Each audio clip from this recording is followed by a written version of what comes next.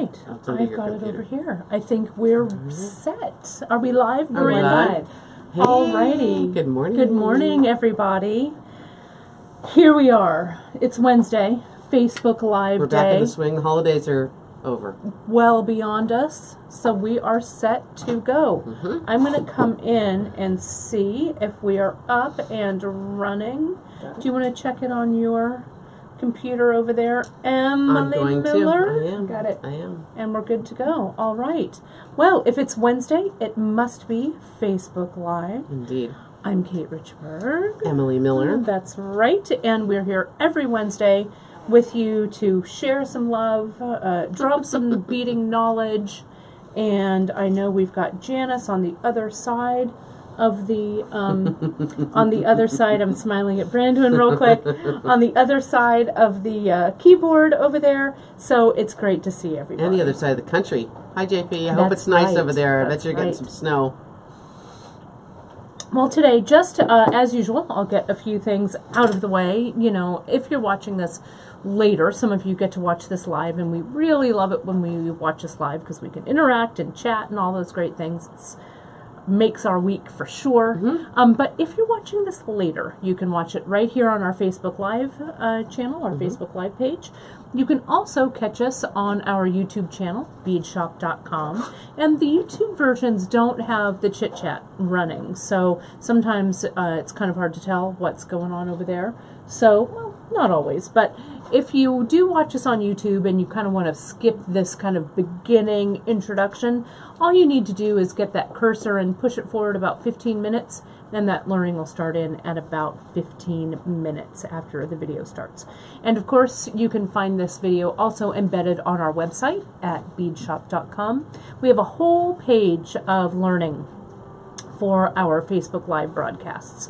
So if you click over to beadshop.com, click on the Facebook Live tag, you'll see a list of every Facebook Live we've done forever, back into perpetuity. Back into 2016. Or something like that. Right? 16? No, 15. 15 we started. 2015? No. Yeah, because it was a 16. year. Oh, that's right. Last year was 17. Okay, I'm getting it. Sure? I don't know. Who are you? Where am I? I don't know you. I don't know you. But they're all there, so you can click on them and click on each one. There's a list of all of the projects and stuff that we've done. There's a list of all of the materials, the ingredients for those projects, so you can find everything there on beadshop.com. So there's a lot of ways to learn. And also, a lot of you are just catching us. We have a lot of new people, Emily, watching us now. I'm excited. Yeah, which is great. It's really gratifying to have a lot of folks show up here for live. And I you know, when I'm on my day job and you're doing Free Tip Friday, I try and schedule my 10-minute break around that time. Oh, that's so nice. So that I can kind of pop in for a second or two and then pop out. And I go, hey, and then bye. That's right. Hi and bye. We're in, we're out. So we do have, for those of you who are new, there are a lot of other learning opportunities that maybe you haven't explored on our website. Again, you go to beadshop.com. Not only do we have learning on Facebook Live, but we also have learning on our projects page. If you go to our website, go to projects, it's kind of over towards the right-hand corner. You click on projects, and a whole huge page will come up. You know, it's always done. It's so nicely done because it's done with lots of really clear pictures for the headers, so it's easy to kind of spot what you're looking for. I almost always run into something I didn't know I was going to look for when I'm looking there. I'm kind of new to bead shop, so I'm still learning the bead shop history and the bead shop past projects. Well, you can see if you click on, if you just choose, like if you're, I don't know if you have a Saturday, you're not doing anything, you go over to the projects page and you just click on one of the projects. What'll happen is all of the different samples for those projects will pop up. Deep, so deep. Yeah. You're like, oh, and then 3 hours later, you're like, oh, I'm coming up for air. Those projects have links to our learning videos. I know a lot of you download our episode notes. Those episode notes have nothing on many of Janice's class handouts. So really explore there. It's really great. We also have our skill builders there. You can click, there's a box in projects that's called Skill Builders, and there's a lot of how-tos on, we've been talking a lot in our bead shop Facebook group about wire wrapping and different things. There's a lot of great, knotting. the crimping skill builder, the knotting skill builder, all of those are there. The silk wrap skill builder. Oh, laddering. I mean, both the infinity and the regular laddering. And the regular stitch are up there. So those are all great. I know a lot of you print those out, and along with the witticisms of Emily Miller in your notebooks. My tips and tricks. Your pearls of wisdom. When Emily takes off, let me do it. When Emily takes off her glasses. You know why I do drops that? a big pearl of because knowledge. usually I have my computer glasses on and you're all fuzzy right, and I can't see clearly, so then I'll take those off and that's sharpen the focus. Gives me a moment to think too. Yeah, a moment to think. So fast, you know. Then you can. Trying to keep up. I am trying to keep up. Keep up, Emily. We also have our class handouts, a class handout section that's in the Skill Builders section. And a lot of those hail from my first tenure at beadshop.com Back in the day? when we were the bead shop in Palo Alto, California. So it's if you download those and read through those, it's just like, you know, a class. Janice has a great one. We were doing a little talk about pricing on in the group. And Janice has a great marketing your jewelry handout that she used to use for her class. And I think a lot of that information is still relevant to current day. So check out the class handouts as well. It's really a wealth of knowledge. That's a really big subject too. I know that it comes around fairly often. Yeah. You know, how to make an accurate price and a price that will encourage people to buy and that makes you feel like you're getting the right amount for your work. Yeah. I don't tend to sell a lot of jewelry, but I do give it away. She does. Thank goodness. Thank goodness. And I do really like to share with my friends and family, and that's part of the reason I do that. But it's also it's good to know that everyone has those same sort of struggles with pricing your work. And if I could drop my first pearl of wisdom for the day. All right. Perfect. Don't undercharge. Yeah, that's right. You know, you can always put it on sale. You know, Macy's, Nordstrom's, those folks, they price things so they can put them on sale later. It's very difficult to start at one price point and raise to another. Right. Easy to go down, not so easy to go up. And really, it's a whole, I think it would be a great future Facebook Live when Janice is here, that we could kind of roundtable that. I think it would be really fun. Because I know that the three of us have sold jewelry, do sell jewelry. Yeah. And I think we've got a lot of insight. Well, I found that teaching was more rewarding for me and more, it was more of my wheelhouse, where selling always felt hard. It was easier for me to sell other people's things. And I could always teach people how to do it instead of having to sell them a piece. So really, when I make jewelry, I only make it for me. Right. Well, and then I find I Cinderella it around till I find someone it fits. That's right. That's right. Does it fit you? Does it fit you? That's right. Perfect. It's yours. It's yours. Well, you are also wearing. Let's talk a little bit. I know people have been asking maybe about our jewelry that we've got going on here.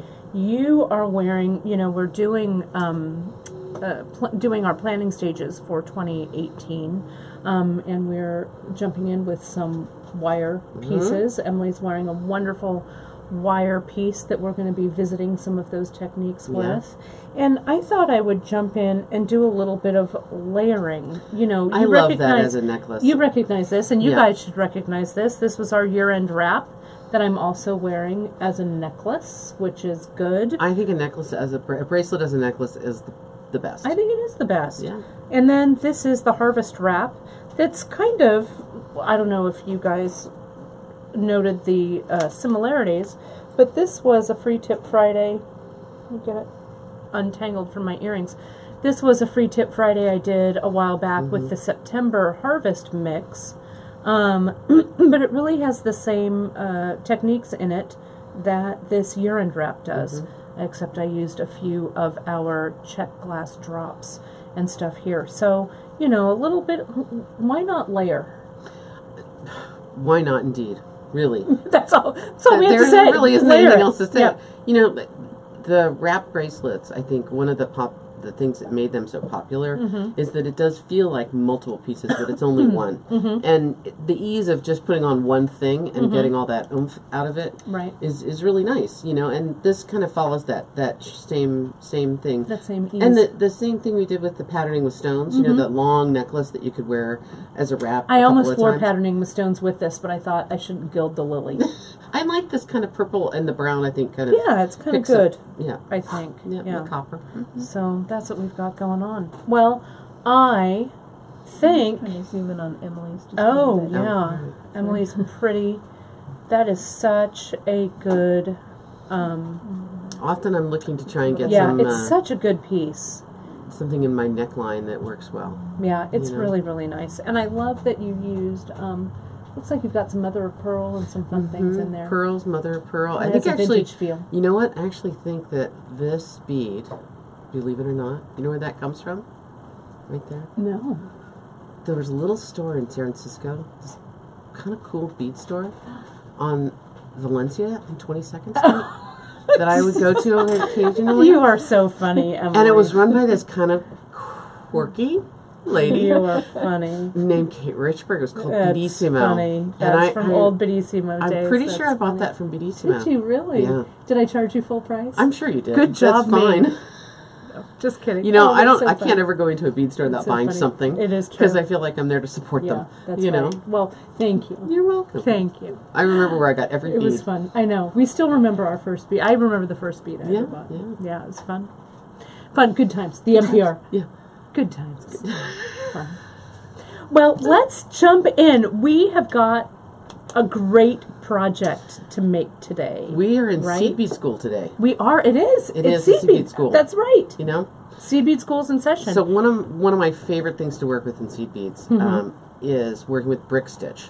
So if you missed the earlier brick stitch bracelet that we did, please go and watch that, because there's all the learning is there. This particular little project we decided to do as a kit, so that you would have everything you needed and be ready to rock and roll to make some gifts, perhaps for Valentine's Day. That is the next gift-giving occasion coming up. And we have about a month. About a month? Yeah, because today's the 10th, and Valentine's Day is on the 14th. Oh, so right. I better a get month started. and a few days, yeah.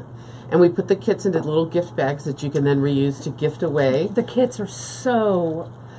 I'm so proud of Janice cute. for getting these great bags, because they actually have a little bottom to them, so they sort of stand up, and they have very nice satin they're really great. So they're really pretty little organza bags. So there's a couple of ways that you can, like Emily mentioned, you can purchase this as a kit. We've got them or the parts on the website, or when we sell through the kits, we have the individual recipes for both of these. So, and you could do your own spin. We did a fun one in this red and in the blue. But you could make your own mix, you know, just depending on what it is that you liked. So these are up and ready for you. Blue velvet is the blue one. Red roses is the red one. And there's enough in this kit to make at least a couple of hearts in the size that we're working with today. This is a pattern that you could upscale or downscale, make it larger or smaller, really to your choice. And I was going to actually measure this, so I know what we're doing. Idea? It's about a 3-inch. The blue one I actually did a little smaller, kind of on purpose to have a little variation. So this one's probably just a scotch under. Yeah, about 2 3/4. And this was my original. So, you know, we often, as bead teachers, we kind of get on a jag of something. We kind of get interested in something, and the first thing we make one right away. We don't take really good notes about what needles, anything, what beads we use. We have to reverse engineer all that. But this is actually a piece that I've been wearing around for a couple of years and really thinking lovely. about it. And Janice really responded well to it. And I really like working with brick stitch for making shapes. Brick stitch is very adaptable for this, and it naturally will form itself into this nice triangle, or if we wind it down just a little bit, we can make the little lobes of the heart. And so we've done brick stitch before on Seed Bead School. Yes. We did it for that brick stitch bracelet. We did. I know you and Gracie did that one a while back, which was really fun. So would you say, Emily, that this is a good one if you haven't done brick stitch before? Because I know we hear a lot from some of our customers who they're like, Kate, we love to watch you guys do seed beads, but we haven't jumped in yet. Is this a good jumper-inner? I think this is a reasonable jumper-inner. Okay. If you've done a little bit of seed beading before, whether it's brick stitch or not, I think you'd be happy with this and roll right along with it. Using multiple beads per stitch, so 2-drop and 3-drop, will make this move along a little quicker, which is kind of fun as well. And it helps with the shaping. So brick stitch could be very plain and kind of not rectangular, diamond shaped, but if we extend it a little bit by using more beads per stitch, we get a little bit more shape out of it. Yeah. And then you also have this really great chart. Yeah. Let's take a look at the chart. So we did. Did you already get this up? No, I'm going to actually put this up in our Facebook group now. And then what I'll do is we'll also link it. Janice, of course, is going to link it in the episode notes. But what I can also do, let me see if I can get it also in the comments as well. So you talk a little bit about that, and I'm going to work some magic over here on my computer. So I really do like making charts. I use a very simple program on my Mac computer, and I adapt it to my needs. One of the things that helps me help you when making charts is something that you can actually print out, and if you want to, practice on this on paper before you even pick up your needle and thread. So this is 4 little pieces, 1, 2, 3, and 4. There's some notes here. And of course the episode notes that Drea and Janice put together will give you that full version of this. But we are going to start this from cold and go right along through it. Once we get to a certain point, it's rather lather, rinse, and repeat. That's sort of like you shampoo your hair, they tell you to do it twice. Right. For no particular reason. But you just keep going. And just a couple of things to kind of watch out for as we go along. But none of these are too difficult. We are going to use some KO thread. We are going to use a size 12 beading needle. I do know that when we use a size 10 needle, it gets a little bit big to go through some of the bugles and thread. Because you are using the size 11s. Yes, we're using the size 11 seed bead. Getting that needle through that whole size could be a little tight. And it's wise to think about carefully when you're forcing a needle through a bead. If you force your needle through the bead, you may burst the bead from the inside out, which, on the other hand, is sort of a good thing to know, because if you have to remove a bead, it's the safest way to get rid of a bead. So I'd like to actually kind of walk you through on the chart, and then I'll walk you through on real beads in my hand and sort of show you what that looks like. Let me ask you about this design. We're using the 11 knots. Could we use 8 or 6? You could. You could actually replace the bugles, and the bugles kind of give it the base row that we work off of. So we start that in the middle first. And so when we start with the bugles, the size of the bugles is a little bit narrow for an 8. But if you wanted to use 8s instead, you could use 8s instead of bugles, and which is what I did on my original. And we could do 11s. This whole thing in 8s? Absolutely. Okay. You'd get a bigger heart. Yeah. And because I know that some of you, when we were doing bead crochet or some of the other kind of seed bead things, some of you were having problems with the scale of the 11s, but you could scale right up to the 8s. Yeah. You could even scale up to 6s. Sure. And, absolutely. you know, get your path kind of established and then start working your way down in One bead of the things sizes. that happens possibly when you get to a size 6 is your thread is so small with the KO that it makes your bead wobble around and maybe not stand up and sit right as easily. Because the hole size is so big. Because the hole is just so big. Right. Along with the rest of the bead as well. So I would be a little hesitant to say go for it with 6s, but you could actually scale up in thread then as well. And it would give you you'd have a much bigger result. Okay? Right, so then... you jump in, Bran. I just said ornaments. Ornaments, yes. Yeah, absolutely. Yes, they would make it...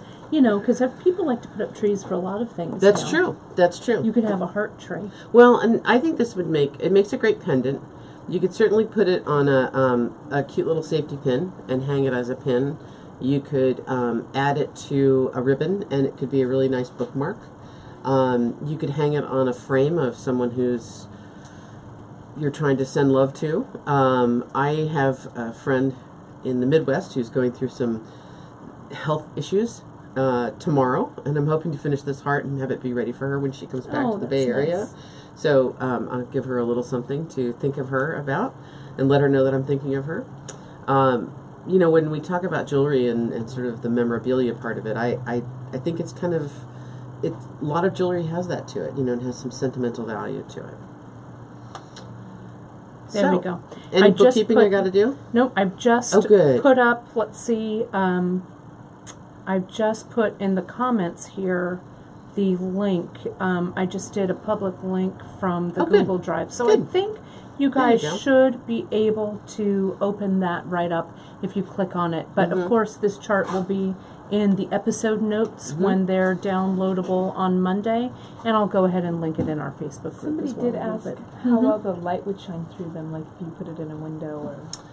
It would depend on using more transparent beads. We used more opaque this time, but you could certainly switch this up and add more transparent beads. I also was able to strong-arm Janice into getting some mixes for us, which I really like. One of the things that's fun about the mixes is that you can pick out the beads, or you can use the mix sort of as random as you might like. And we had one more question that I think other people would also like to know, even people who are watching this a little bit later.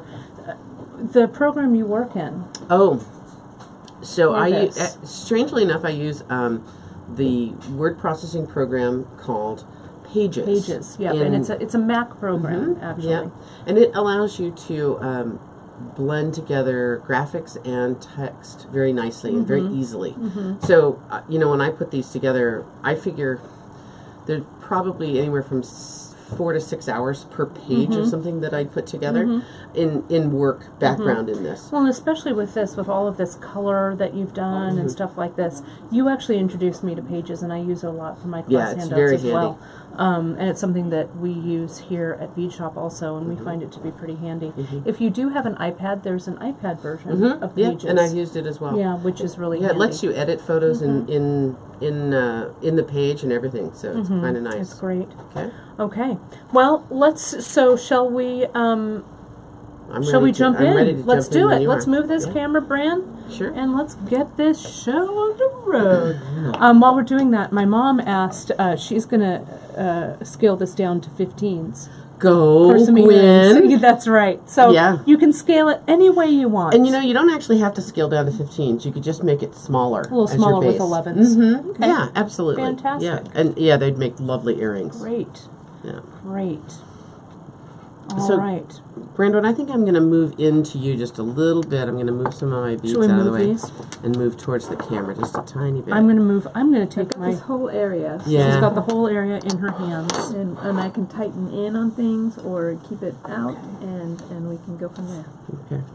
So I'm going to start with the graph. For most seed bead stitches, I like to use a stopper bead, which you have probably heard me talk about before. This particular graph I've turned right side up so that it looks at you the right way. I'm working upside down. You're in the upside down. I'm in the upside down. Pardon my reach here. Sorry, I'm going to grab this. And grab a needle and get started? Yep. So whenever I am orienting myself for my project or piece of jewelry that I'm working on, I always have my stopper in the lower left-hand corner as my beginning point. And that's just kind of the way I like to work. It always allows me to orient myself no matter what I've done. I've put it down, I've come back, I've gone, put it in a box, in a bag, and now I'm unbagging it and kind of starting up again. So it's your guide. And in this case, the stopper bead means nothing to the pattern, and I often pick a color that's really off, so you know. Different. Right. Yeah, so I know. And I like to keep showing it in the same position so that you can orient yourself too. If you're using the charts later, it makes your life a little bit easier. So brick stitch starts with a base row. And this base row is going to be the horizontal row in the middle of the heart. Let me have one of those. There you go. Thank you. Kate grabbed it for me real There quick. you go. And in this case, it's going to be bugle beads going across the base row. We're going to work on an even number, and I laid this out with about 18 beads, which is what's in this particular one. The blue heart I did a little smaller just for a variation on the theme, so I did it with 16 beads. Okay. So 18 beads is what we're going to pick up here in this base row. So if I start with my... May I ask? Sure. Does it have to be an even number of beads? I think it will work better since we're going to divide in half and have 2 lobes in this case. Okay. So if like someone was trying to size it down, you wouldn't, if this is 18 beads, we wouldn't divide it into 9. We'd probably go up to 10. Yeah. Okay. Yeah, absolutely. So it's even. So yeah, you could do it half size. Right? So for my stopper bead, I bring my needle through any bead that I pick up, any 11, and I go back and around and through that 11 again, okay? So the thread that stays on the outside keeps my other beads from falling off, and I tend to leave a fairly long tail. Long tail. How long? About 8 inches. Longish. Longish, okay? So once I bring my thread through my stopper bead, I'm going to pick up first, to start with, 2 bugle beads. And I'm going to take those 2 bugle beads, my needle and thread goes through one and through the second, and then I'm going to bring it around and come back through the first. So you're making like a little... I'm making a little circle. Little circle. And those bugle beads I want to snuggle up right next to one another. Now to continue adding bugle beads across the base row, I have to go back through number 2 again. Alright? And come out. This is an important thing to think about. We want to make sure that our thread is always emerging from a bead right next to where we're going to add another bead. That makes sense. All right? And it's a good way to kind of remind yourself of where you are. Got it. Okay? And does it matter, so as I'm doing this here, does it really matter what's the top and the bottom for me at this point? No, at this point, Okay. not really. All right. Yeah. Right. So I'm going to pick up then one more bugle bead, bring my needle up through it, and to attach it, I got to go back down through number 2. Okay? So here I am coming out here again, and that means that to add another bugle bead, I've got to go through that number 3 bead again. Right. Okay? And then come up. Got it. And back up through. Then I can pick up another 4th bead, loop around, go through that 4th bead again, and come out at the bottom. So what you'll notice as you do this is that it alternates, that you come out the top and then out the bottom. Okay? That's what I was seeing. Yeah, and that kind of also keeps you on track a little bit. Now, if you happen to make a mistake in your very first one and you actually added a bugle bead over here, that would be all right too. Right. Yeah, that would be all right too. All right, it wouldn't hurt anything.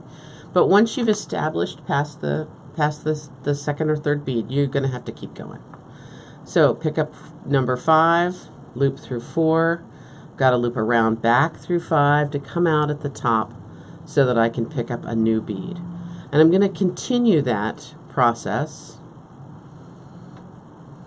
And like I said, this is nice. You can actually draw on it if you need to keep myself adding in new beads.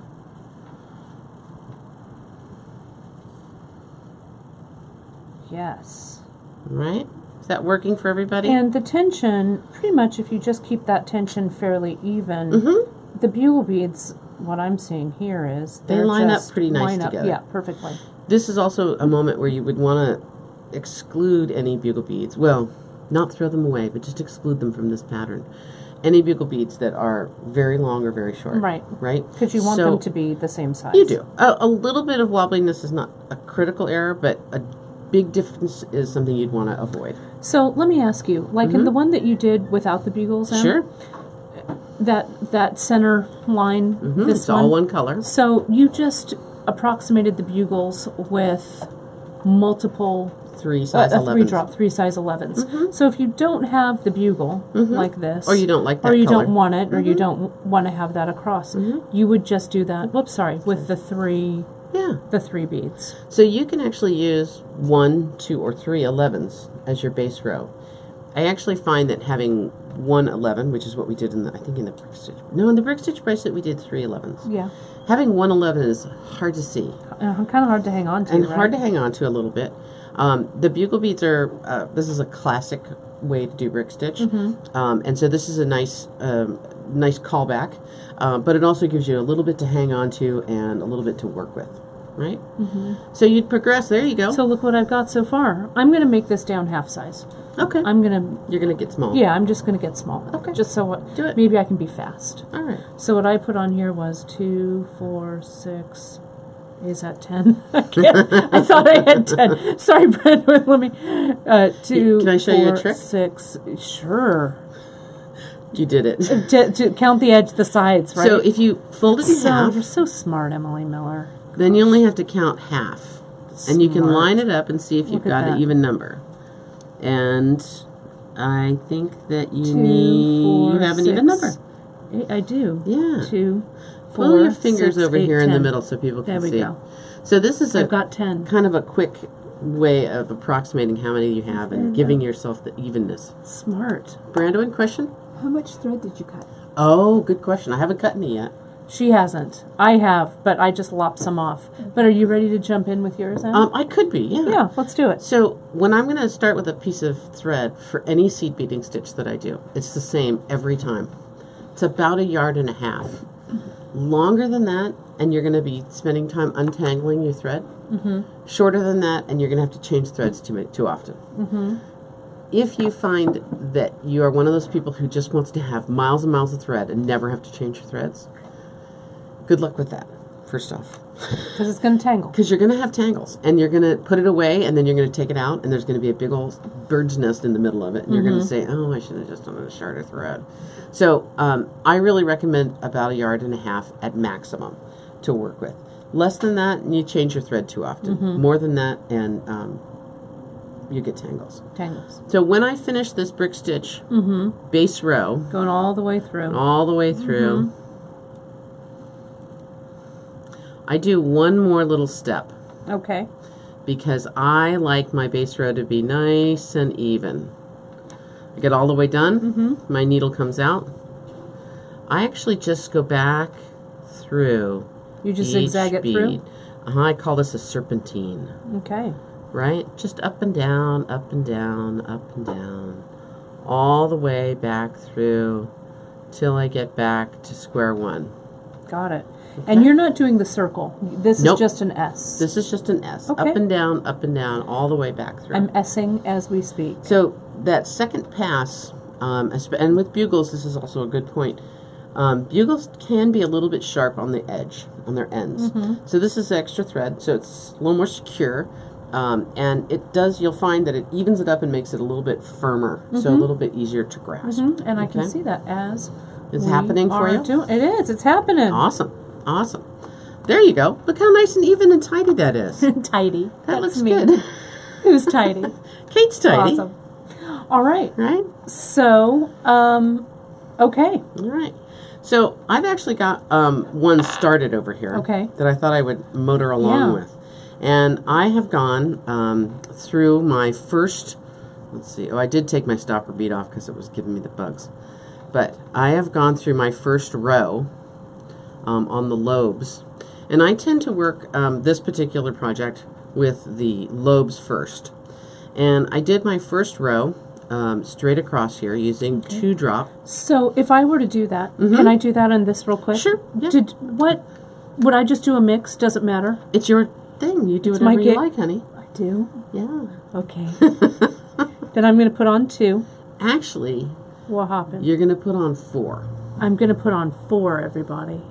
So I'm at the beginning of a row right here as well. Okay. And this is where I was going to talk about that Okay. first row that All you right. do. Do you mind if I do it along with No, you? no, not at all. So brick stitch has the unique look of having beads that share over the gap of the base row. Okay, so if you look at this here, Okay. there's a pair Oh, of beads sitting on the I gap. see that. Right?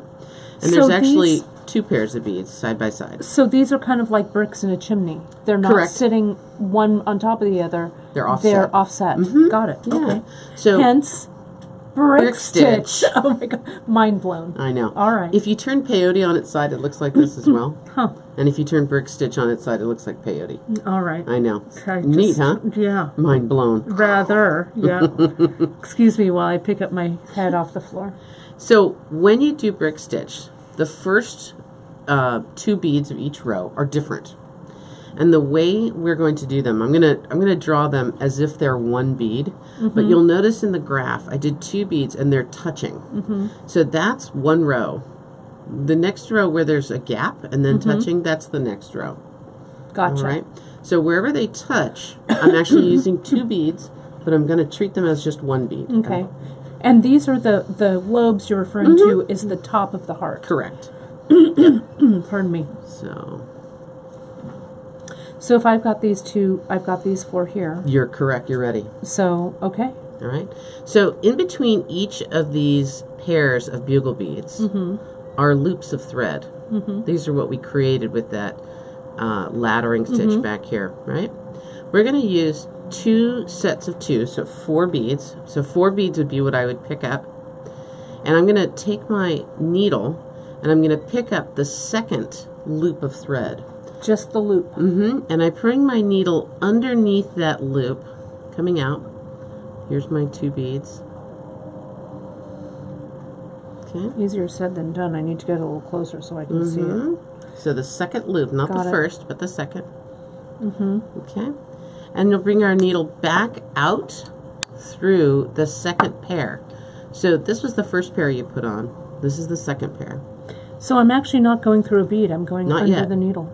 I mean, under the thread. Right rather. now, yeah. So then See you how come. it looks kind of wonky? Yeah, that's okay. All right. You're all right. I'm okay. That's fine. Okay. You're Oh, there we go. Right. You have to tap it into place a little bit. And then bring your needle back up through This second stack? The second stack. Now, one way to determine which is the first and which is the second, the first one's going to be out here on the edge. So the interior one is probably the easiest way to think of that. I need to get it closer to my eyes. Yep. These 11s are small. No, they're fine. There we go. All right, I'm up.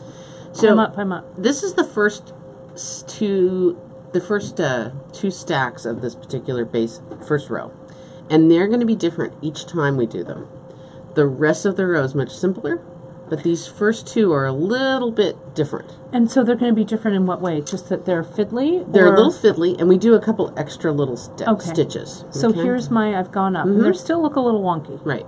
So to sort of secure them in place, take your needle down the first 2. Okay. Down the first 2. So heading towards the base row, Got it. right? And as you go down, before you go all the way through, catch the loop of thread that's in between the 2 beads, the first 2 beads. Okay. So the first loop. There you go, you did it. Did I sort You of. did, you pulled away though. I did. Hang There on. you go. I think I've got it. Yeah. Okay. All right. Pull it through. Now go back up again Through that through the second second stack. Okay. You got it.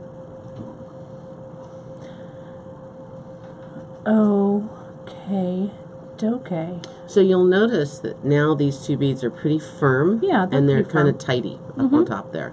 Tidy. And we like the tidy We beads. do. So one thing you're going to notice is that these beads are a little fatter than Right, the hanging bugles, off right the side. right? And that means that as we go across, we may actually run out of room a little bit. That's okay. Okay. Okay. Meaning running out of room, that this row will be a little wider Yep. than the bugle row. Yeah, exactly. Okay. It's actually going to be about as wide as the bugle row. Okay. Okay, and that's all right. Okay. If you were using all seed beads here, you'd see a much more pronounced step Okay. at that point. Okay, more like that. So now I put on 2 more beads. Yes. So you need 2 more beads on your needle. Okay, I got it right Okay. here. I got it. Did you pick different ones this time? I did. I picked Awesome. those. Great. And catch the, let's see, That 2, thread. third loop thread. That thread. Mm-hmm. So I don't go through beads. Nope. Nope. Hear that, everybody? Not yet. I've never done brick stitch before. What? And this is my first. I'll be really honest, Oy you guys. vey. I know. So ahead, that's why. Go ahead. Go ahead. Go All ahead, right. Go ahead. Pull it all up tight. All right. There we go. Look. Okay. Now you can actually go back up through those 2 beads. The one that I just put on. The ones I just put on. You do? Yeah. So I went through the loop of beads. So I'm going back up. Come on now. There you go. Something I'm trying to do is keep both of Oh, those things sorry. in. Am I in this? Am I in the shot, Brandon? You are, but I'm trying to keep it so that people can see the directions and your hands. Right at the same time. I need to get this closer to my eyes.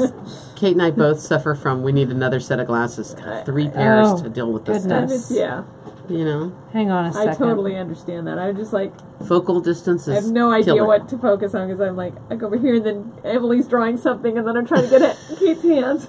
Emily's drawing Kate's You're hands. doing a great job, doing great, Brandon. Sorry, people. As, It's all good. as evidenced by your great camera work. Sorry. So, Emily, what's the next step? Talk everybody through, and I'm going to take this Lather, out. rinse, repeat. So we're always going under that little bridge under of always thread. that little bridge of thread, right? That's my 2 beads.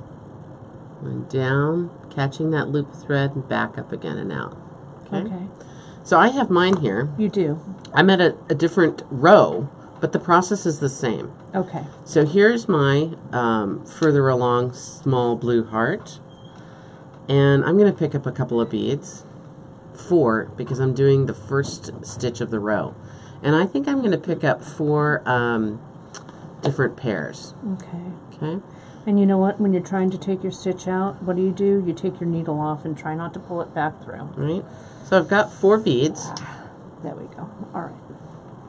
And I'm going to get to that second thread loop. Catch it.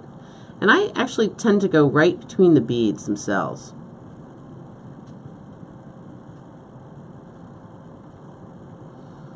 Okay, pull through.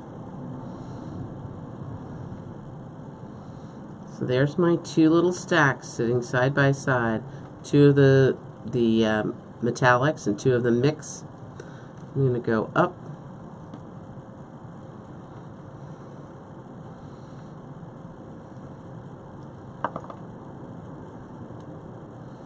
And I'm going to go down.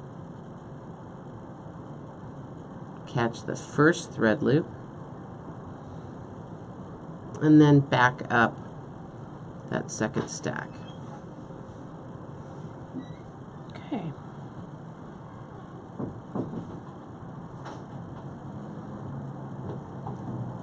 There we go. So you can see that pair of 2 pairs sitting here right on that end.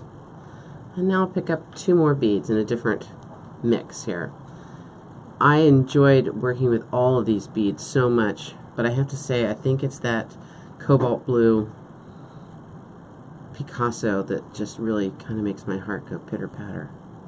The thing that I'm noticing, if you guys are just starting out with this, you want to really, that little bridge of thread, you really want to clear it underneath it with your needle so you're not catching any little shards of that thread, right? I just go underneath by the, I go by the beads themselves.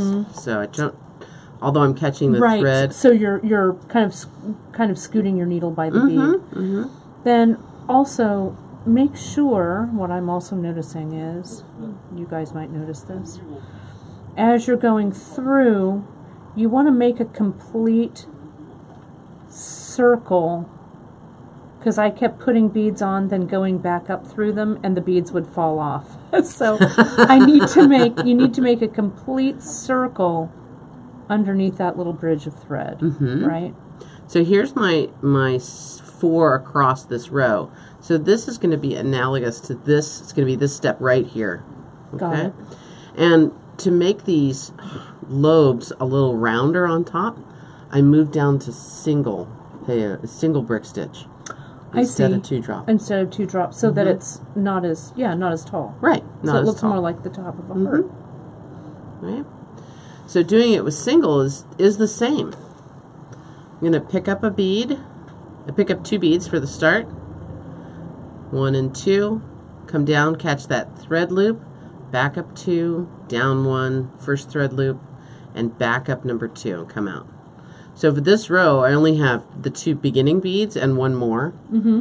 And then for the final row on the lobe, I just have 2 beads. So it's just the first 2 of the row.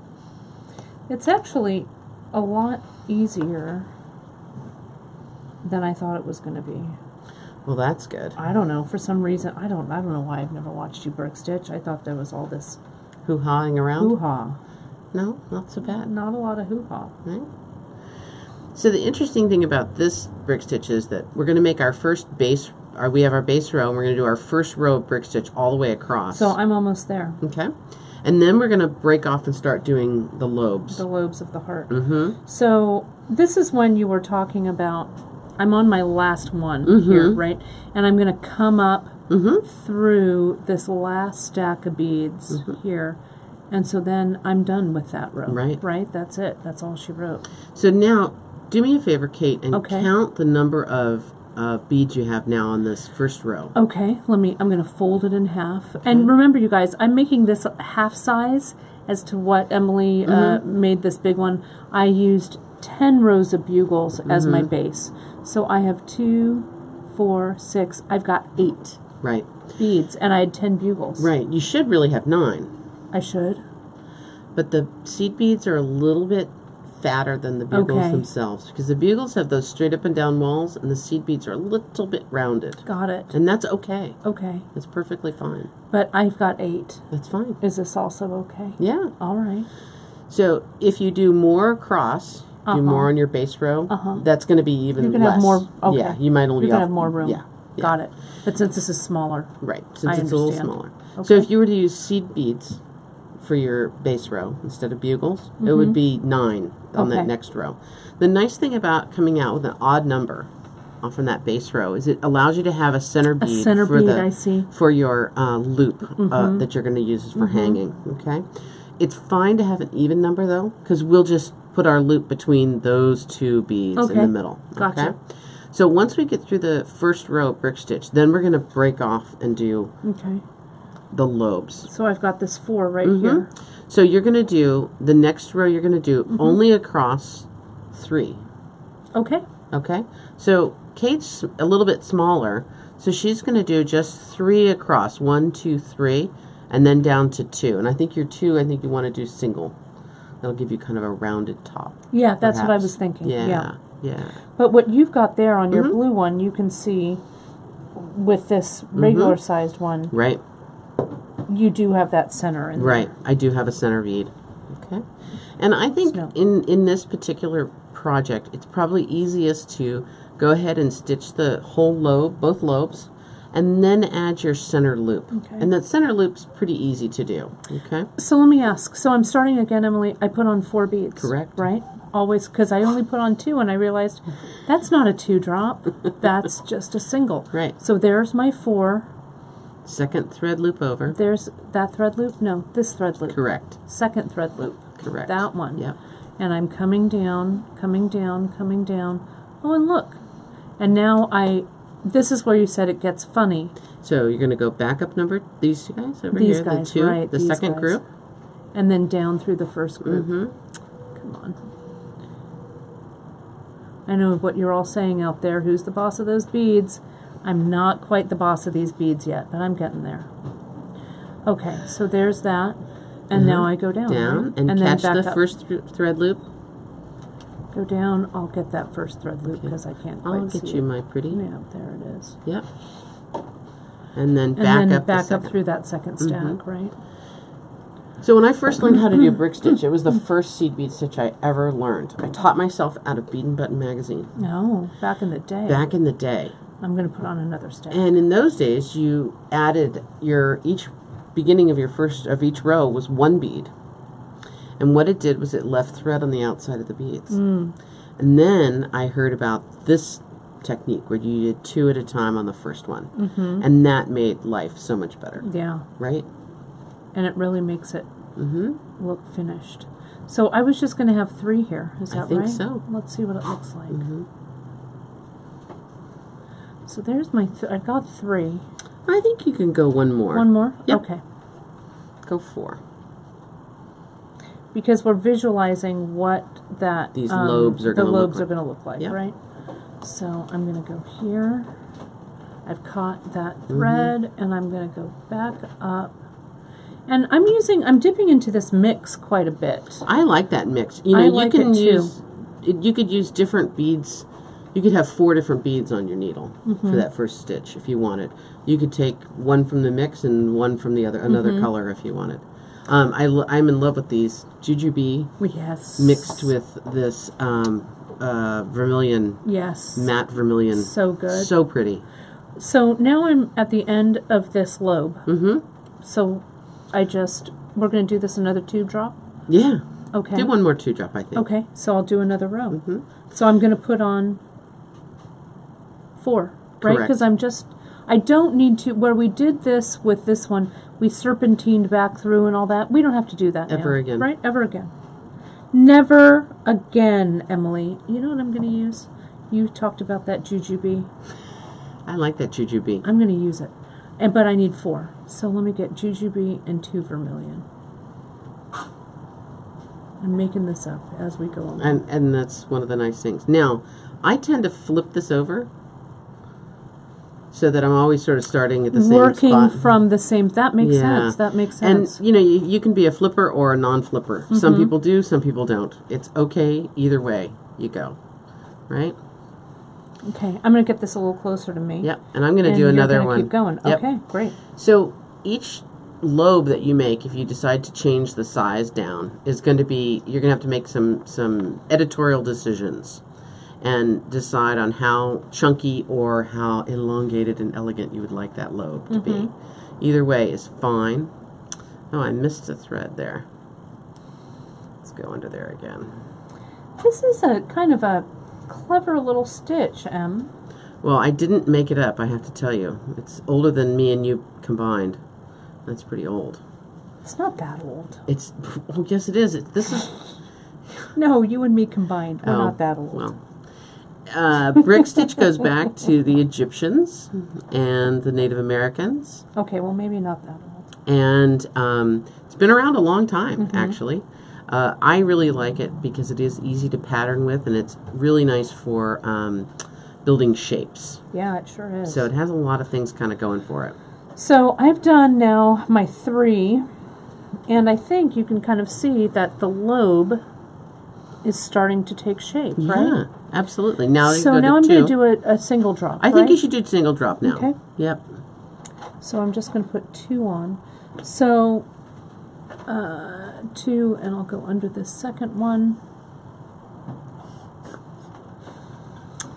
Come on. Any questions for me, Brandon, out there? And then I'll go back. Beadland? Here. I know they're discussing whether jujube's juju's a candy. It is. Yeah, the It is. jujubes. Yes. They're the It kind that is. take your fillings out for you in the That's movies. right. I remember eating them at movies. Yep. They're long lasters. So Is that right? Is it and- jujubes that are long lasters? I think so. Yes. So now I'm done with that row, and maybe I'll just finish with 1 at Yeah, the top. you can right? if you like. Yep. And then Then you're going to then move one on. lobe, then One yeah, lobe is move done. on. Right?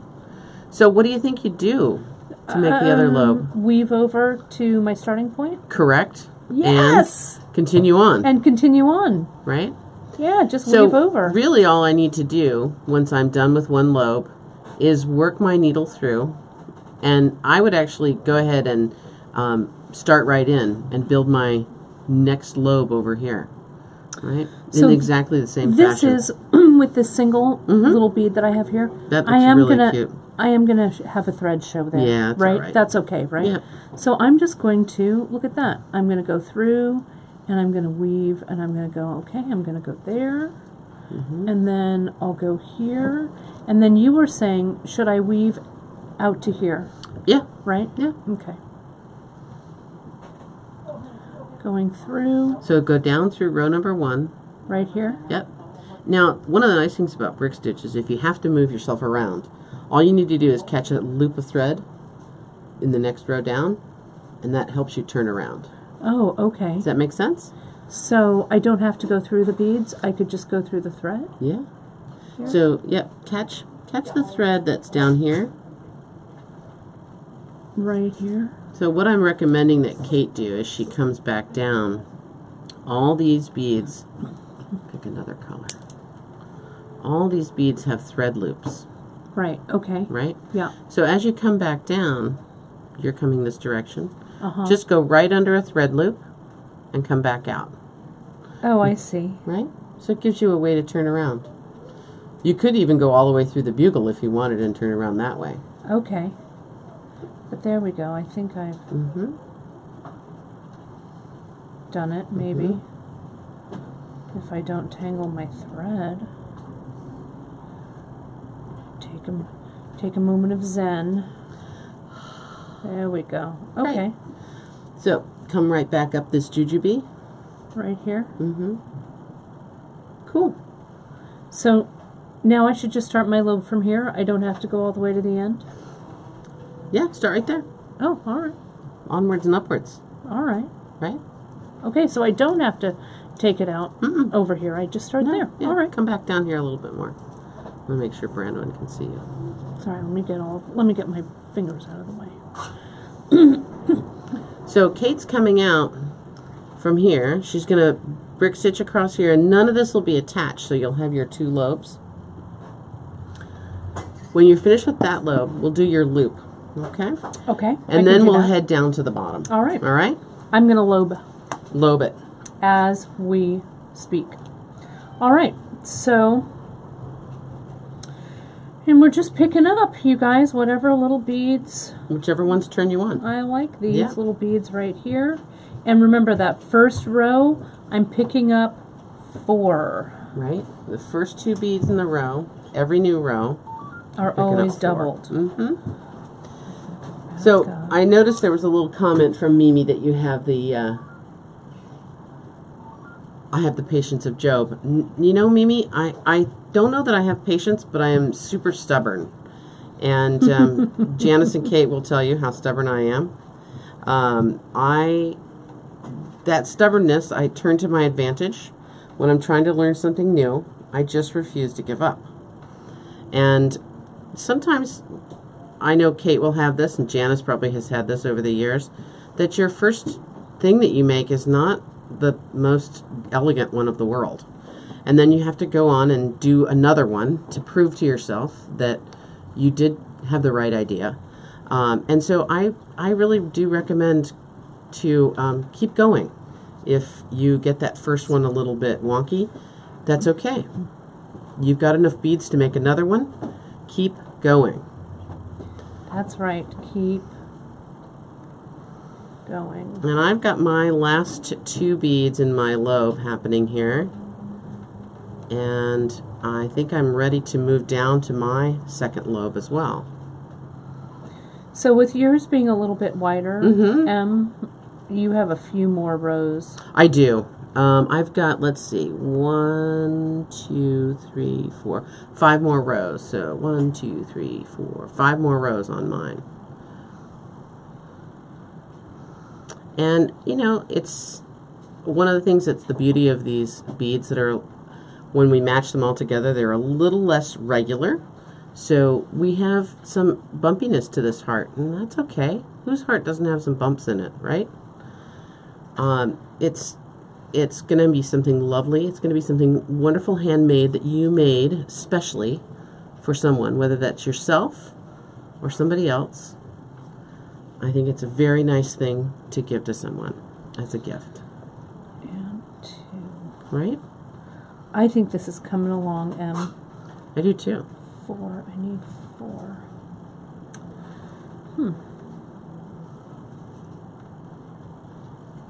You got room there. I do. So with this one that's coming down, so I put my 2. So I'm going to come in and I'm going to go under this thread here. Yep. Right? Just when you think you're moving along swimmingly. You are moving along swimmingly. I don't know what you're talking about. All right. Well, then my last group of beads, I'll show you. Talking about, Willis? Well, I'll show you. So this last group that I'm going to put on, I think I've got it.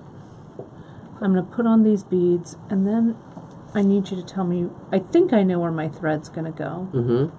So I've got these 2. Yep, right into there again. And it's going to go in, so it's going under the same place. It's okay. And that's okay. Yeah, it's All good. right. This is the adjustments that we're making with some smaller adjustments that you made. I got it. Changing the size, right? So that's okay. Most definitely. Okay. That's what I was thinking, but so this is a little more of a free, at least we're adapting it to a more free form kind of stitch than something that's really laid out street by street, I guess. Okay, all right. So that was okay. Yeah, you I'm going to put on my succeeded. 4. I'm going to do my next row. All right. My next row has 3 on it, I think. So one of the things that I think is important when you're kind of learning a new stitch is to kind of pick your timing. Have had plenty of nutrition. Be well caffeinated, if that means a lot of caffeine for you or a little caffeine. Either one of those situations, whichever the one that is that works best for you. Make sure that you are kind of a good lighting. It's not too hot or too cold. And I know that last week there were some folks talking about, both on the Facebook and on during Facebook Live, about that they were struggling with some pain in their head and neck and hands.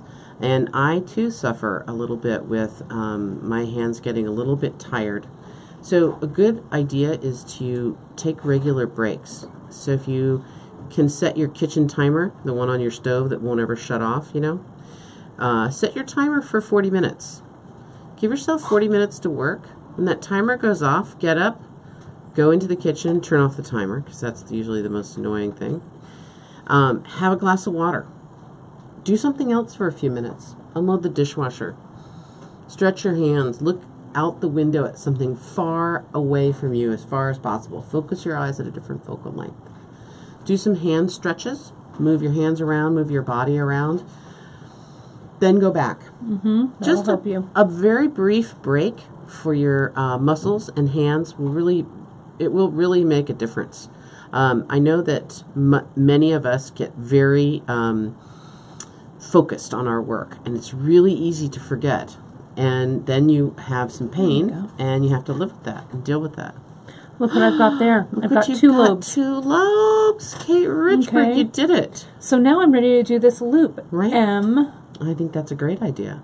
So I am going to pick up how many. Does it matter? It just depends on how large I want my loop to be. I think you just need to make sure you have enough beads on there. Okay. You know, I would say that probably something in the 12 or so number of beads would probably be enough. So on your heart here, you chose to make your loop all out of bronze, right? I picked out of the mix. Of the mix. All the bronze ones. I like it. Because I thought I might put that on a chain. Okay. And then I would have a color to match the chain. Okay. But you can pick any colors you like. The jujube would be pretty. It would be. Maybe I'll do that. Okay. Because I just dumped out a bunch of my mix, but right. Let me give you something.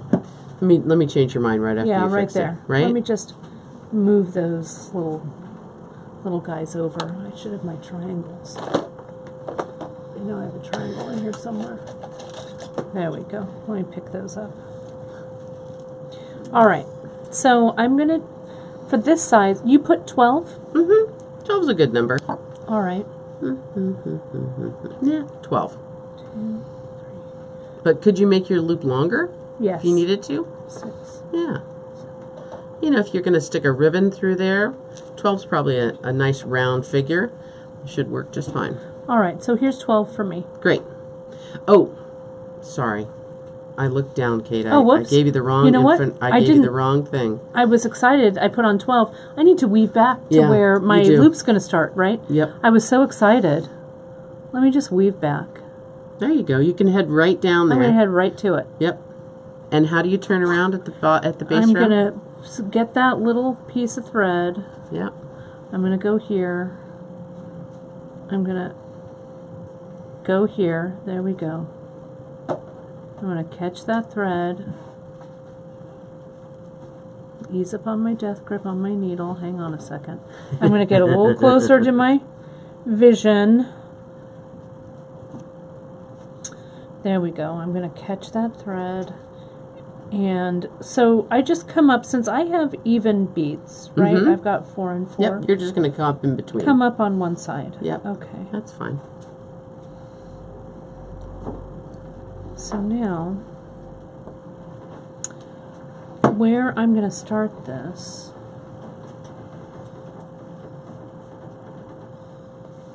is I've come up here where in between the lobes of my heart.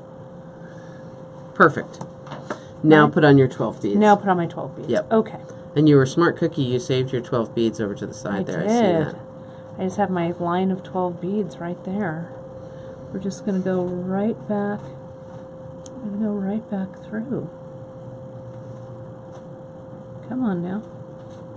This would look really nice on one of our thin, like the ball chain. You know, it'd be really cute to have several of these hanging all together, kind of dangling at the bottom. How about off that, I really like that satellite chain. Yeah, that with the satellite. tiny ball every so often. I really like it.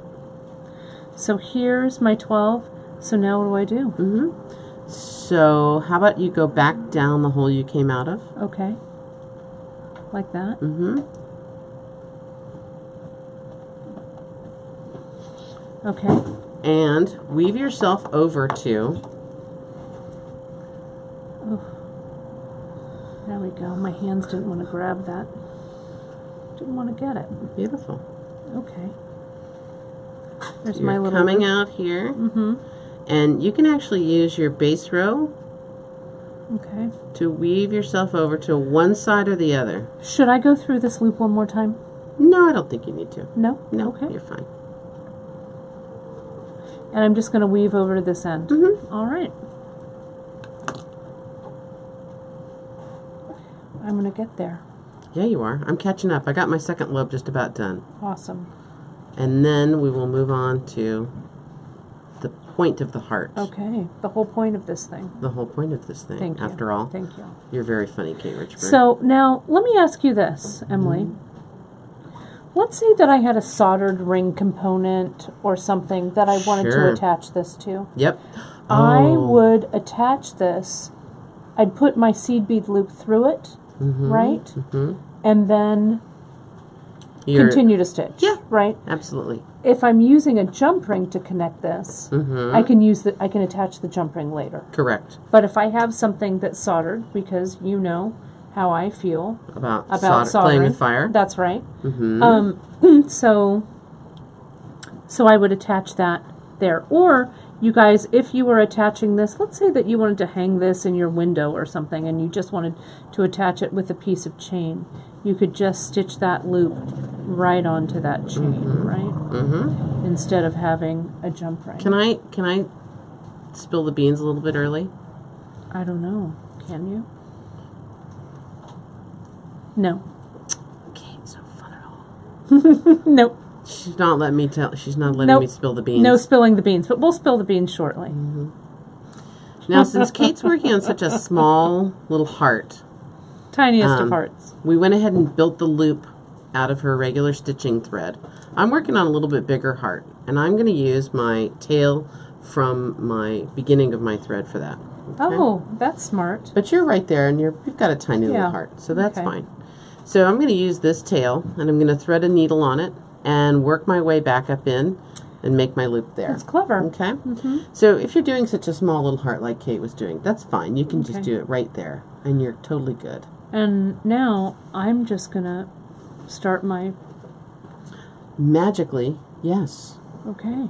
So Kate's ready, and I'm ready also to start the bottom part, the point of this heart. Here. And so here's again my stopper bead. Mm-hmm. All right? Whoops, I took my stopper bead off. It Oh, should be on here. I know, 'cause mine it was kept bugging falling me. off. Yeah. Too.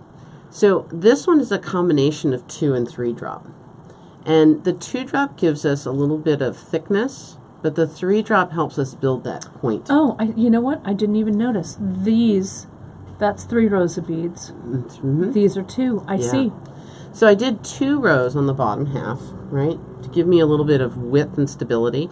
And then I went right into 3, and I did 1 more 2 row. Mm-hmm. And then after that, 3s all the way down. And I ran out of room. The very tip of the paper is not in the... Okay, let me It pull goes back to just a the end little of bit. this right here. Ah, okay. I worked my way all the way down here in 3-drop. And when I ran out of room, I put a little box over here. Annex box. A little annex. So this is this same row, and I went down in 3-drop all the way down. Okay. So the last little row is just, the last little step is this guy right here. Now there's always questions about what to do when you need another thread. Yes. Okay. So adding thread for seed beads for me is very easy. I think that the smartest thing to do is to add it a little bit before you need it. Okay. One thing that happens with cutting 1.5 yards of thread is eventually you use it up. And if you find yourself having to lean in with all your work to pick up beads, To get all that in. it's probably time to change the thread. Okay. Or like bending your needle to try and get in there. Changing to a short needle. Yeah. Right. Done that. Been there. Done that. Right. Right.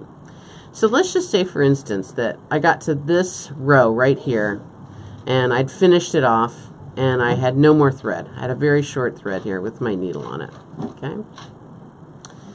What I would do then is pick up a new needle and thread. A fresh one. A fresh one. I call this a 2-needle thread change. And I do it with peyote stitch, brick stitch, right angle weave, anytime I'm doing it where I don't want to lose my place. Okay? So I pick a spot in the existing beadwork, and I push my needle through there. And what I like to do is work myself around a couple of times, zigging and zagging through the established beadwork. And so you're changing direction. Changing direction quite a few times, maybe 3.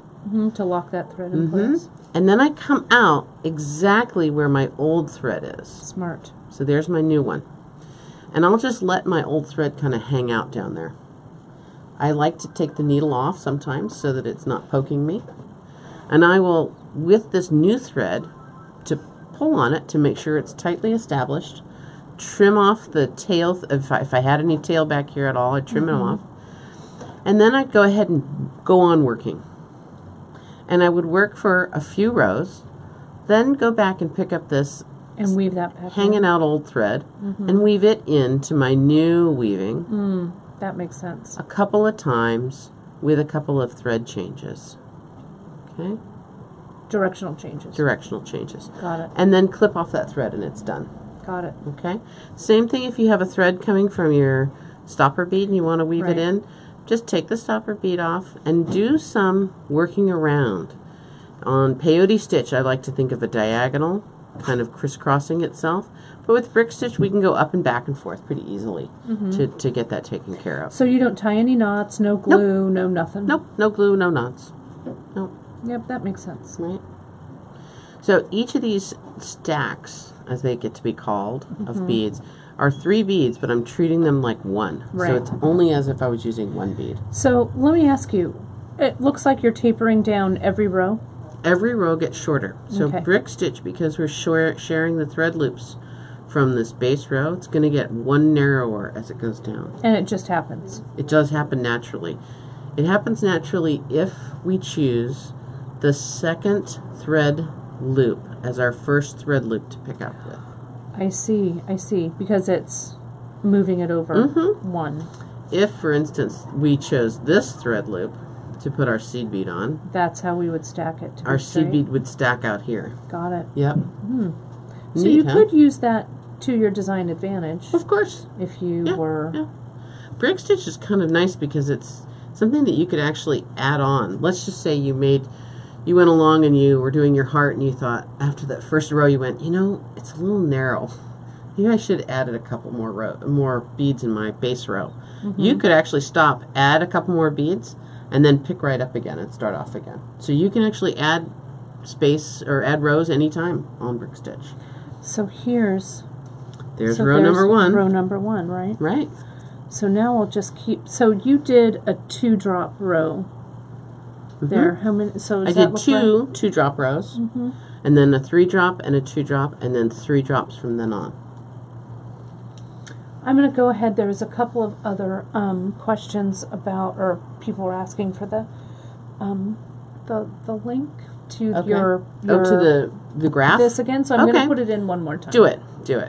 And I'm going to go and build my loop. I'm going to put that right into our Facebook Live feed. If you guys are watching this later, you just go right to beadshop.com to this episode of Heart on Our Sleeve, or Heart on Your Sleeve, and then you will you'll be able to download it, the episode notes. I know I didn't show it this time, but I'm happy to show it again. The threading your needle, the needling your thread instead of threading your needle trick. This is not an original, Emily. I got it from someone else in the bead biz. And it's hard to thread these fine needles. So pull the thread that you want to put in the needle down in between the tips of your fingers. So all you can see is just a little dot in between your fingers. And instead of trying to push the thread through the needle, I'm actually going to push the needle onto the thread, which it really works well because my fingers on either side are supporting the thread and keeping it straight. So the needle just goes right on the thread. Okay. It's such a clever trick. It is, and I have another older generation of beaders to thank for that because I did not develop that. Very smart. Right. So I'm going to use my tail thread here from my stopper bead to work my way up and over to add my loop for my hanging loop. And I hope my friend likes this. I think she will. She likes turquoisey colors, so I'm pretty confident that the blue is where it's at. It's really pretty. There's been some discussion on different colors that you could make this. Oh yeah. And so there's a lot of, this is, we usually like to put up different recipes or different projects, project colorways for this, but you could really just jump in and make your own seed bead look mix. at that. It would be good. I just broke my needle Oh, in my Emily, hands. I know. I haven't seen you break a needle in... Ever. I don't do that very often. No, well... when you have a broken needle like that, put a little tape around it so that you don't lose it, and then you can toss it in the trash. That little piece of... it just got hardened and tired. Little, the tip doesn't fall on the floor and work your way way into your foot later. Yeah. So yeah, cover it with a piece of tape. That's a good tip. Yeah. I usually keep a little jar around to put my broken needles in. You and your jars. Emily and her jars. Stop with the jars. You've got a jar for everything. I've got something for you that's a jar at home, and I forgot to bring it today. So you're going to have to wait for your jar. I'll have to wait for my jar. Well, so, how would we then, we're getting close to being finished. Right. So, any special tips on finishing this guy off? No, just tidying up your threads, weaving them back in, and that's fine to do. Easy to do when it's either the last thread that you've got, like the one from the tail of your beginning, or the last thread that you've worked with. Just remember to change directions several times, and you can overlap your threads as well, so they pass themselves through the same beads a couple of times. So I can see, like what you were saying with this brick stitch, when we jump over and we loop our thread through that second loop rather than the first, it is creating that automatic decrease taper, which is great. So I've just done my first 2 rows, which are the 2 drop. I'll show you here. Now, since I'm working on a smaller scale, maybe I'll do a couple of 3 drop rows and go back to the 2 drop rows at the bottom. Kind of like I did for this. Kate, your heart's working out very it's nicely. Working. Yeah. Not too bad for a first. I can't believe you've never done brick stitch. I've never brick stitched. I'm telling you. I tell you this every time. I am shocked. Shocked. The only seed bead stitch that I do, you guys, is peyote. That is my peyote stitch. Is my go-to. That's how it's always been. But now through seed bead school, Emily, you are teaching me some more go-tos. Well, I really want to get back to right angle weave too. That was another one that it's a stitch that's very flexible. It's got all kinds of good things going on for it, and we could definitely do another little project with right angle weave because I like it. Yeah, I was just looking at some right angle weave today. Were you? Yeah, just looking at some of our old projects. I was actually looking at the free tip Friday that I did, after you did the right angle weave bracelet. Oh, yeah, yeah, I yeah. did that bead, which, Right. because I was looking at things for monthly mixes and stuff. That was kind of fun. And you guys can always find, you know, there's a lot of projects on our blog that kind of don't always make it to prime time on our website. So if you are clicking around, go to our blog, the Bead Table. It's just a blogger blog. You can search, put in your Google search bar, Bead Table blog, and it'll come right up. And if you just kind of scroll, I mean, that blog has been going for a long time. If you kind of scroll through, you'll find, I think, a lot of really great projects that sometimes don't see the light of day as often as they should. Wow, really? Yeah, I there's guess a I'm lot gonna. on I there. look at the blog when the new post comes out, but I guess I have not Yeah. really gone back and looked No, at there's some of there's the older ones. Take a deep dive into the blog someday. I will have to. I will and have you to. will see you'll see a lot of cool Cool. There's my little lot of loop cool on there. stuff. A little hangy loop. Look at that. And we could make that loop larger Mm-hmm. Or smaller. or smaller, Yeah. just depending. You could make it with a different size bead, Mm-hmm. right? If you did have some 15s laying around. Yeah. You Your mom's could- brave woman to be doing this with 15s. Well, she talks a good game. Let's see what she... Let's see what she did does. pretty good at the retreat. I was pretty impressed. But those 15s are small, Ma. I don't know. Well, good light. That's the thing. That's true. I You think, know? and my mom is a very accomplished quilter, so She can is. handle those 15s for sure. Yeah, look at that. And you know what? I said that I would do this row as a 3-drop, And you forgot and did it and I as a forgot two? and did it as a 2. So I'll do my next row as a 3. All right. That's okay. Yeah. All right. Any Okay. further Any things to sum up? questions? Anybody So coming now, down the road? this is when I'll let you spill the beans. Oh, So let's get the awesome. beans out. Let's get the beans out. So, in honor of making something with some love, if you order something today's from us giveaway. today, And we'll show the details, but this is our giveaway today. Yeah. If you order something from us today, you're going to get some little made with love tags that you can incorporate. We thought that the giveaway would be super fun with these made with love. And you know, these could hang right from that loop of beads that you used to make the loop for hanging. Right, you could just They put could that hang right in there. With It'd be no really jump cute. ring or anything. It's ready to rock and roll. It'd be really Yep. cute. So you get a couple of those guys to play around with. And I kind of see it going maybe that way and maybe that way, but I don't know. Yeah, they're pretty cool. Could go the other way too. Really like copper with blue because it kind of sets it off. And this, yeah. It's a nice one. And Right? you could do any charm like that. You know, we're going to send you these little made with love heart charms, but you could put just like a regular little heart, or if you were making this for someone that had like, you could make an initial charm, or you could make a little something out of wire. There's all kinds of stuff that you could do. You know, soon, Janice and I were talking about this, and I'll spill the beans a little bit. We're going to be adding some really cool birthstone charms in neat. the future. You know, Neat. a Yeah. little further down the road, you guys will see those. So it would be really fun to make this even in kind of a real monochromatic color and throw in someone's birthstone on that. It would be really fun. You know what you could do with this graph that we have down here is you could actually print this out in black and white instead of in color, and you could actually make a monogram in here. It would be cool, right? You know, chart out your own little You could bead. chart out a little initial. Initials. That would be cool. Yep. Yep. Yeah.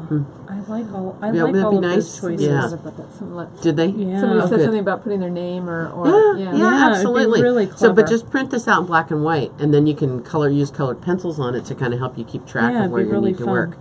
Yep. Super It'd fun. be really cute.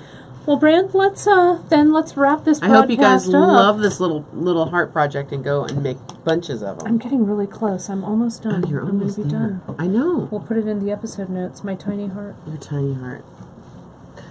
It's really fun. I heart you. I heart you. It's fun. Good times. Very fun. All right. So, Woo! We did it. You did it, Kate Richburn. So just as a So reminder, you guys, so brave. I So did brave. it. Ooh, Rick So Stitch. brave. So just as a reminder, you can find all of the product right at our website at beadshop.com. We've got these great little kits Yummy. in the blue velvet kit and the red roses kit. We've got those. And it comes, the kit, we didn't even open it up, but it comes with your needles and a thread. Yeah. So it's all everything ready to go. It's all there. Yep. It's all there And for you. plenty for a couple, at least a couple hearts. Oh, I would If you're say. making little ones, you probably get Yeah, you 4 or can 5 see out of them. I hardly made a dent in what I was working with. Seed beads here. are kind of a cheap date. Yeah, You know? they are. They are. It is true. So, you guys, for that giveaway, let's jump in.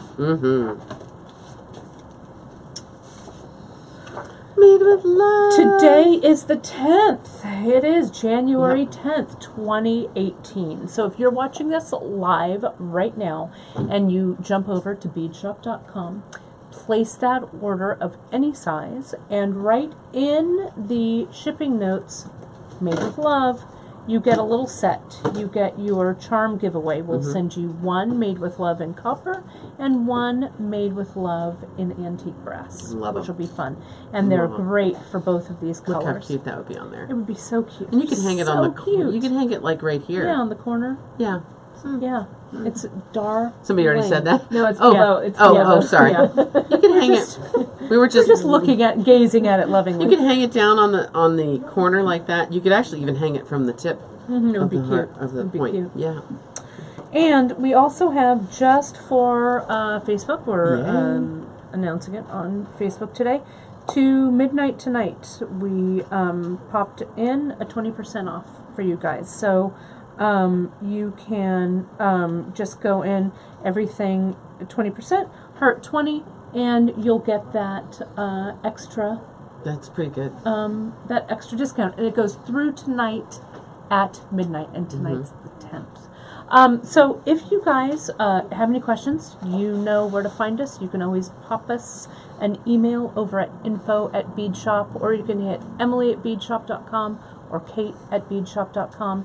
If you haven't gone over and joined our Facebook group, it's not on this Bead Shop business page, but you go search in the Facebook bar, Bead Shop community, the bead table. You're going to have to answer a few little questions. Bead related. And bead-related questions, and we'd be glad to welcome you. We have people from all over the world. Yes. We have wonderful projects that are being People who are getting posted. started, people who are more Yeah, experienced. it's really it's great. a great community. Yeah, really it's great really round great. table. Yeah. For sure. So next week, we have some fun things to share with you. We have another great project that we'll be sharing with you. It's going to be a good, epic one. And then Janice comes. Janice is coming soon. She'll be here. she No, said I'm it was gonna 11 pull up- days away. Yeah, I'm going to pull up my calendar. Yep. So she'll be here for the Facebook Live that airs on the 24th. With her beautiful new project. She has a new project that has a brand new clasp, which is going to be great. It's going to be really, really fun. So she's going to talk about mindful and intentional stringing, which is going to be great. And then this Friday, I'll be here for Free Tip Friday. What it is, it's anyone's guess. What We'll is see. it? I know what it's going to be. You do? I do. I don't know. Then I you do. know. Then you're I already psychic. know. I already know. Because I am psychic. she is. All right. Well, thank you so much, you guys, for joining us today on this Facebook Live. It was a great seed It bead was school. really fun, and Thanks, I Em. hope you guys like these as much as I do. Yeah. To me, they're just a lovely thing to share with a friend. It was great. So remember, your heart 20 for 20% ends tonight, and you're Made with love for the next hour. Yep, for the next hour, and we'll see you guys soon on the next Facebook Live. Absolutely. All right. Okay. Bye, Em. Bye, Kate. Bye, you guys. Bye, y'all. See you soon. See ya. And I didn't get the picture, so I just want to